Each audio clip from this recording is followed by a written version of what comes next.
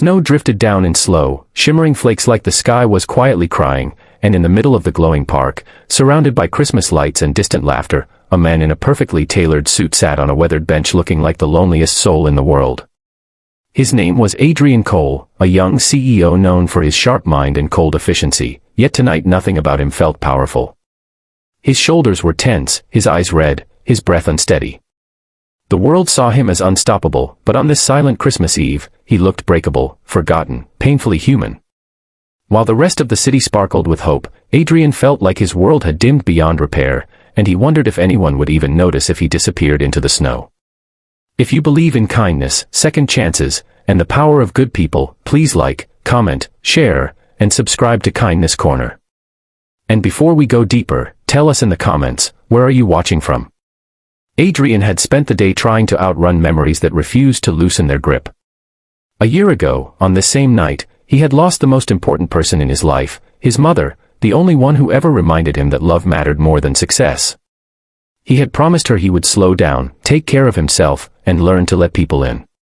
Instead, he buried himself in work, hardened his heart, and pushed away anyone who came close. Now, despite all his achievements, despite the awards, the praise, the wealth, he felt hollow. His company was thriving, but he was crumbling. And as he sat in the snowy park staring at the massive Christmas tree glowing gold and red, he whispered to the cold air that he didn't know how to keep going like this. The sound of tiny boots crunching the snow pulled him out of his thoughts, and he looked up to see a small girl toddling toward him with a gift box wrapped in shiny green paper. She wore a red velvet dress, white stockings, and a green knitted hat that bounced when she walked. Her round cheeks were pink from the cold, and her eyes sparkled with a kindness so pure it almost hurt to look at. Behind her, a woman, likely her mother, walked through the snow carrying shopping bags and wearing a warm smile. The little girl stopped in front of him and tilted her head curiously, as if trying to understand why a grown-up would sit alone on a magical night like this.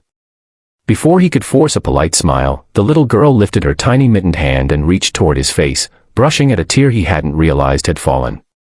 She looked at him with childlike sincerity, that kind of honesty adults forget how to show.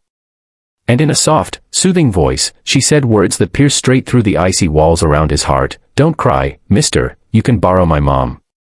The park lights shimmered like they were holding their breath, and Adrian felt something collapse inside him, something heavy, something he'd been carrying for too long. He bowed his head, overwhelmed, and for a moment he couldn't speak at all. The little girl, whose mother called her Marina, gently placed the small green gift in his lap before her mother arrived beside them, a bit breathless and apologizing for her daughter's boldness. But she apologized with a smile, the kind of warm expression that told Adrian she was just as gentle-hearted as her daughter. Her name was Sophia Vale, and she introduced herself with a respectful nod while Marina proudly announced that the gift was not for her, but for him, because nobody should be alone at Christmas. Adrian tried to decline, but Marina insisted with the absolute authority only a 3-year-old could possess. When he finally opened the gift, he found a simple homemade ornament inside, a paper snowflake coated in glitter, tied carefully with a red ribbon. It was crooked, uneven, imperfect, and yet more meaningful than any corporate award he had ever received. Sophia explained softly that Marina had made several ornaments to give to people who looked like they needed Christmas the most. Adrian could not remember the last time someone gave him something without expecting anything in return. Sitting there, staring at the tiny lopsided snowflake, he felt an unexpected sting in his chest, not grief this time, but something almost like hope. Sophia noticed his trembling hands and sat beside him, explaining that she and Marina came to the park every Christmas Eve to admire the tree and give out a few small gifts. She said she learned the tradition from her late husband, who believed that Christmas was not about receiving, but about reaching those forgotten by the world. As they talked, Adrian found himself sharing things he had never spoken aloud. He told them about his mother, her warmth, the promises he broke, the loneliness that had swallowed him after losing her. Sophia listened with softness in her eyes, not pity, just understanding, the kind that made him feel human again. Marina, meanwhile, climbed onto the bench and leaned against him as if she had known him forever, humming a soft Christmas tune while swinging her small legs. Adrian couldn't remember the last time companionship felt so natural, so comforting, so undeservedly kind. The cold night didn't feel so harsh anymore. The lights seemed brighter.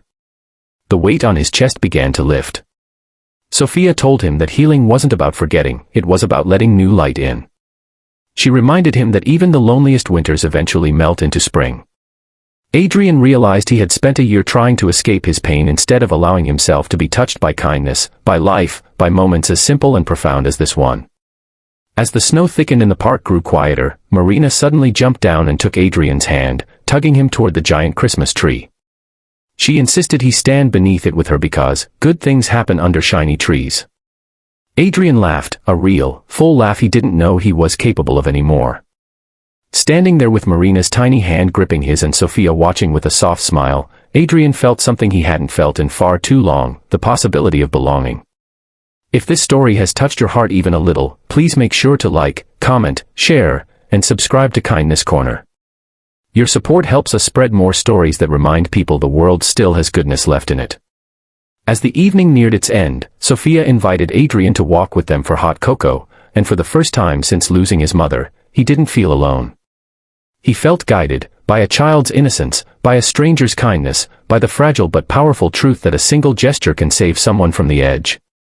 Adrian didn't know what tomorrow would bring, but he knew he wouldn't face it with the same brokenness he carried before. Marina squeezed his hand again and whispered that her dad used to say lonely people are just friends waiting to meet. In that moment, Adrian believed it. Before you hear the final lines, please comment below, what was the most touching moment for you in this story? Walking out of the park with Marina swinging between their hands and the warmth of Sophia's presence beside him, Adrian realized that sometimes the smallest voices speak the loudest truths. And on that Christmas Eve, in a world that often forgets to look up from its own rush, a little girl showed a grieving man that even in the darkest season, kindness can be the light that leads you home.